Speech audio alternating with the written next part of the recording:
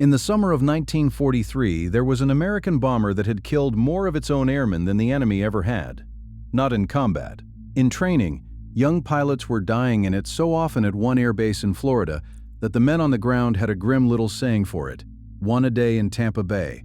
The crews called it the Widowmaker, the Flying Coffin, the Baltimore Whore. And at that very moment, the United States Senate was trying to shut the entire program down.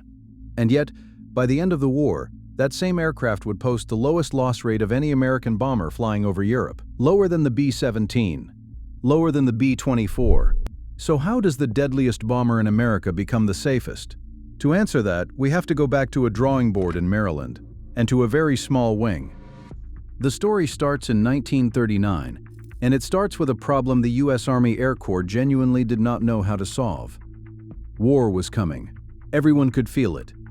And the Army wanted a medium bomber that could fly faster than anything in the sky, fast enough that enemy fighters would struggle to catch it. So in the spring of 1939, they sent out a specification.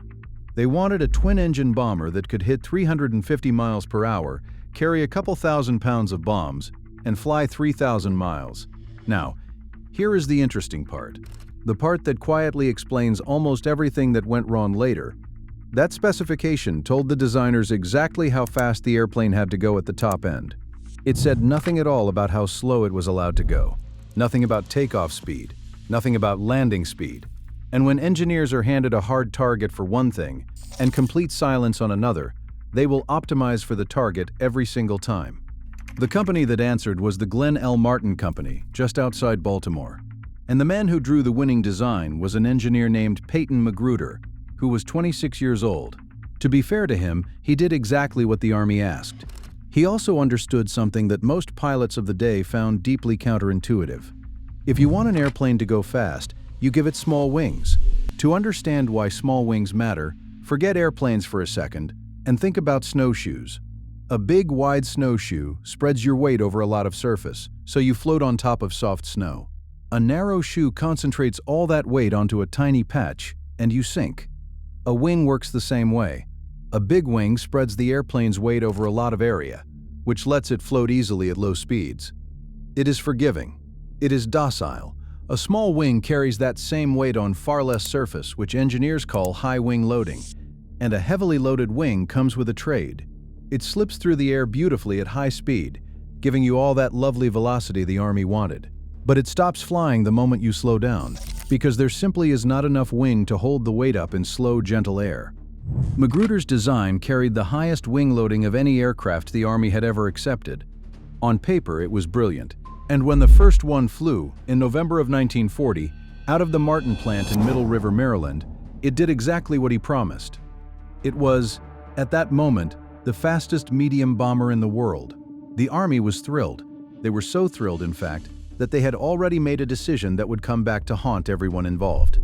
Normally, when you design a new aircraft, you build one prototype, you fly it, you find out what is wrong with it, and there is always something wrong with it, and you fix those things before you build hundreds more.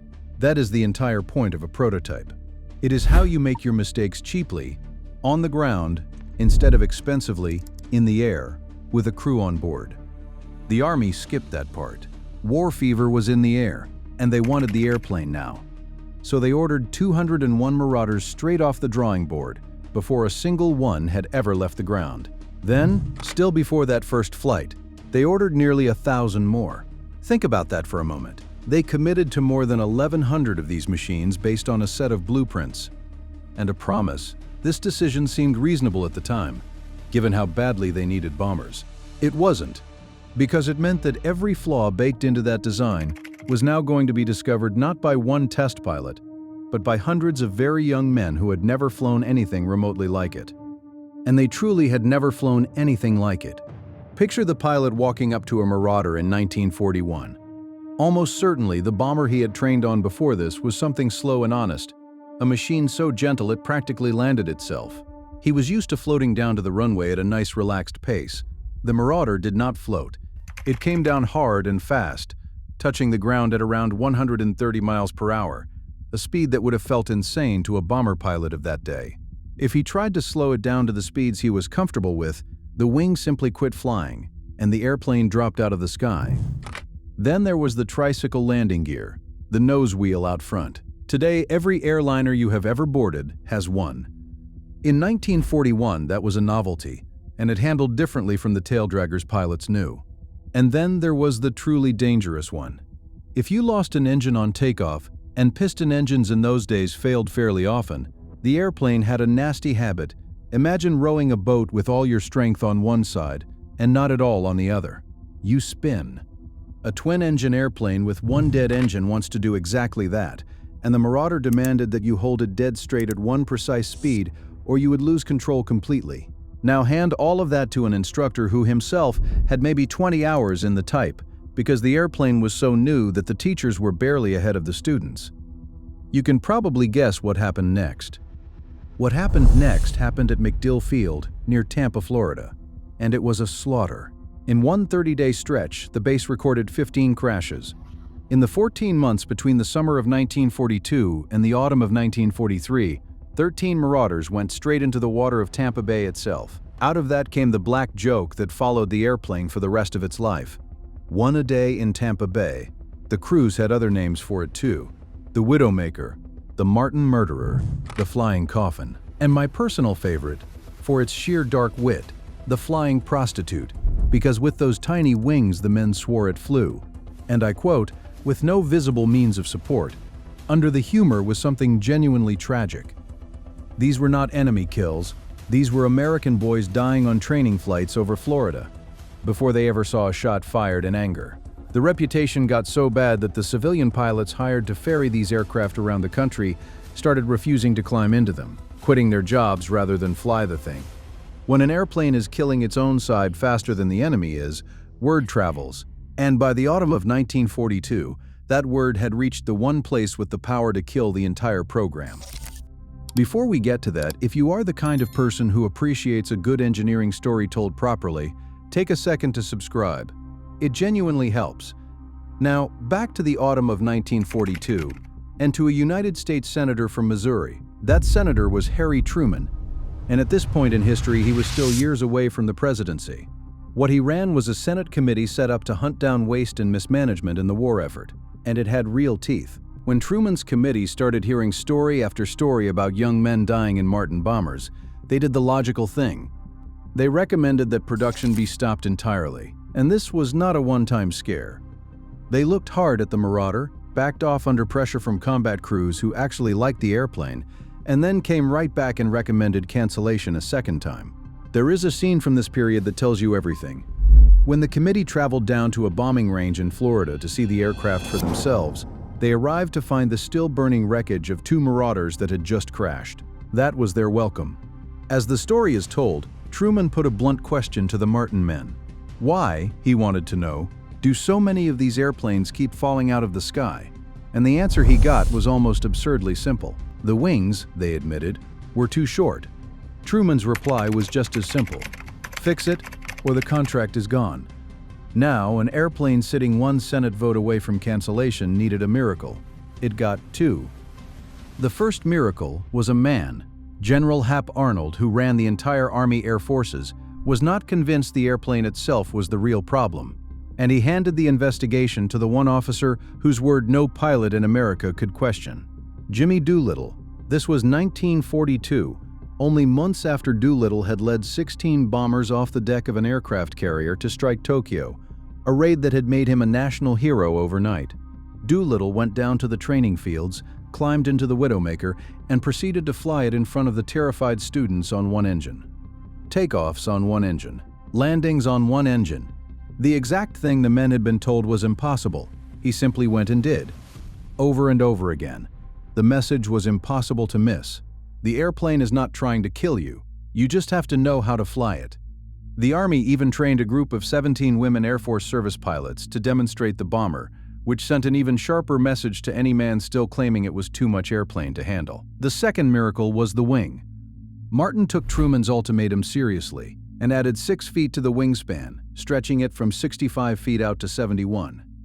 They gave it a bigger tail for stability and more powerful engines. That extra wing lowered the landing speed just enough and pulled the airplane back from the razor's edge it had been living on.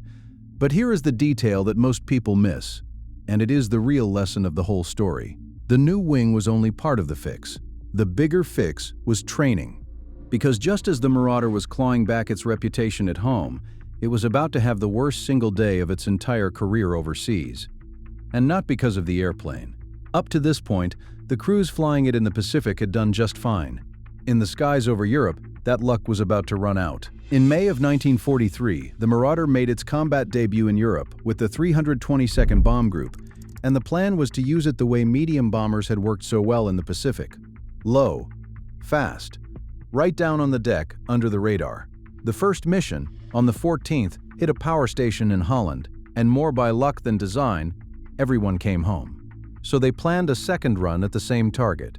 3 days later, the group's own officers argued against it. Same target, same time of day, against the most heavily defended coastline in Europe. Nobody listened. On the 17th of May, 11 Marauders took off. One turned back early with an electrical fault, and that malfunction ended up saving every man aboard, because it was the only aircraft that came home. The other 10 flew straight into a wall of German flak and fighters, and every single one of them was shot down. Of the 60 men in those airplanes, 34 were killed, and the rest spent the remainder of the war in prison camps. Not one bomber returned. The Marauder's whole future in Europe now hung by a thread. And this is the turn that makes the Marauder worth remembering. Because the men in charge looked hard at what happened over Holland and drew the right conclusion. The disaster was not the airplane. It was the tactics. Sending a fast medium bomber down onto the deck, over defenses that could hardly miss at that height, was the mistake. So they lifted it up. They moved the Marauder to medium altitude, packed the bombers into tight defensive formations so their guns could protect one another, and finally let the airplane use the one gift it had been born with: speed. The change was night and day. Flown properly, at the right height, in the right formation, the Marauder became one of the hardest bombers in all of Europe to shoot down. By the end of the war, the numbers were almost hard to believe. Marauder groups flew more than 129,000 combat missions over Europe, and their loss rate, the share of aircraft that failed to return, settled at less than 0.5% per mission. That was the lowest of any American bomber in the theater. Lower than the famous B-17 Flying Fortress. The airplane the United States Senate had twice tried to cancel, the one the crews had christened the Widowmaker, finished the war as the safest American bomber in the skies over Europe. So what do we take from all of this? Mostly this. The Marauder was never really a bad airplane. It was an unforgiving one, handed to men who had not yet been taught to understand it, and ordered in such a hurry that its mistakes were discovered in the air instead of on the ground. Give it the wing it needed, and the training the crews deserved. And the very same machine that once killed more of its own than the enemy became almost impossible to kill. If you ever want the proof, there is a Marauder you can go and stand in front of. Her name is Flakbait, and she flew more than 200 combat missions over Europe, absorbing over 1,000 hits from enemy fire, and coming home every single time. She sits today, restored, in the Smithsonian. The Widowmaker that refused to die. If this is the kind of story you enjoy, there is another one waiting for you on screen right now. I think you will like it.